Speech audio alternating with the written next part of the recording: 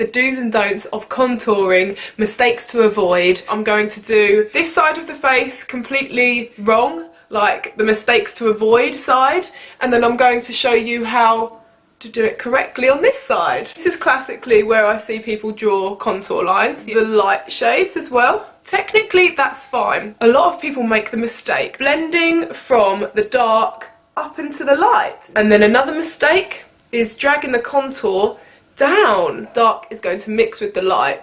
This area is not going to be so illuminated anymore. What I would recommend, concealing the under eye, down the edge of the nose, down the laughter line, illuminations. The line here, I would blend that first. Now you want to go down the border of your hairline, kind of do a little line indentation down the side of my face to slim it, and then along my cheekbone, down, and then a right angle. Trying to keep it where it is. Blend, blend, blend. Now hopefully you can see the difference between this side and this side. A big brush and a bronzer, the places that you think that you are bronzing and contouring. People bronzing this area.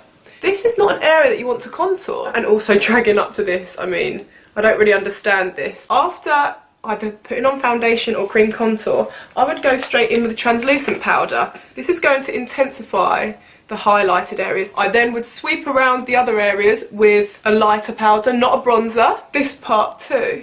Now I'm going to take a bit of that middle shade. I'm going to follow the same structure as when I did the cream contour stick lines. I might even take just a dab of that dark powder and really just get into that little hollow bit there. Contour powder under your chin, onto the bronzer. So this is my bronzer, and these are the contour shades, and you can see that this is much more orangey. I'm using my powder brush. We still don't want to sweep it under the eyes too much.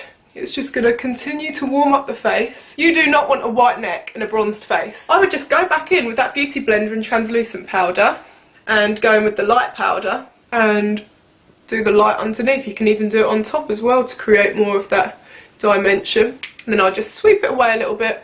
So the mistake would be to go in with a really big brush again and to highlight just the whole of the cheek really, and even up to here. I see highlight reaching this point here, and I just concentrate on the highest planes, so just that plane there, and then my brow bone. And I would even use just a little eyeshadow brush to get into the highest point of my brow bone, and make sure you use the grey contour powder. Little line with that contour powder at the end will bring your nose up. A line down each side of the nose, dark powder on your nostrils, and then take the light powder, just highlight down the centre. Big powder brush.